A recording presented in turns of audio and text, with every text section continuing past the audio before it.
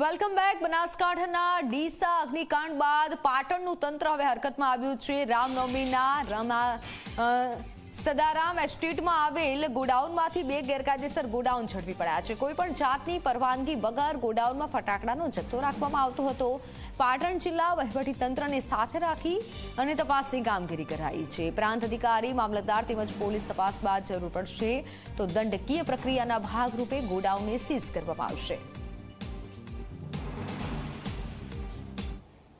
ખાસ કરીને અત્યારે આપ સૌ જાણો છો કે જે ફટાકડાની ઘટના બનેલી હતી એના અનુસંધાને અમને ખાનગી બાતમી મળેલી હતી કે અહીંયા ગેરકાયદેસર રીતે ફટાકડા રાખવામાં આવેલ છે। અમે અહીંયા આવ્યા, મામલતદાર બંને ગ્રામ્ય અને સિટીની સંયુક્ત ટીમ છે અને એલસીબીની ટીમ હતી અને ખાસ કરીને જોઈએ તો એમની પાસે સ્ટોરેજનું કોઈ લાયસન્સ નથી, મતલબ જે ગોડાઉન કે વખારનું કોઈ લાયસન્સ નથી, એટલે અમે અહીંની તપાસણી ચાલુ કરેલ છે અને નિયમ અનુસારની સીઝિંગની કાર્યવાહી અમે ચાલુ કરેલી છે। તંત્ર ખાસ કરીને લાયસન્સને એમાં તો કામગીરી કરતું જ હોય છે, પણ આપ સૌ જાણો છો કે જે અત્યારની જે ઘટના બની છે એના લીધે આખા રાજ્યમાં જે રીતે તપાસણી ચાલી રહી છે એ બાબતે અમે પણ તપાસણી ચાલુ કરેલી હતી 2 દિવસથી અને આજે અમને આ માહિતી મળી હતી એટલે એની કાર્યવાહી ચાલુ કરી।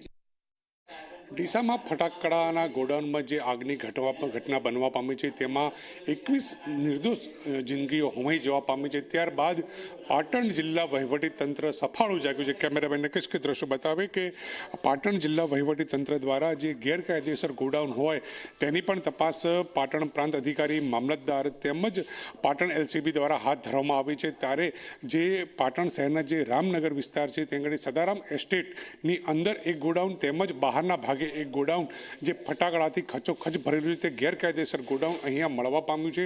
ત્યારે વહીવટીતંત્ર દ્વારા અહીંયા જે માલ છે, મુદ્દા માલ છે તેની ગણતરી હાથ ધરવામાં આવે છે, પરંતુ જાણવા મુજબ આ જે ગોડાઉન છે ગોડાઉનનું કોઈપણ પ્રકારનું લાયસન્સ લેવામાં આવ્યું નથી।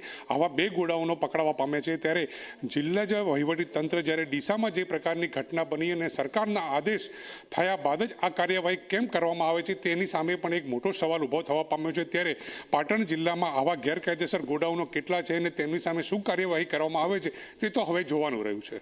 પ્રેમલ ત્રિવેદી, જીમડિયા, પાટણ।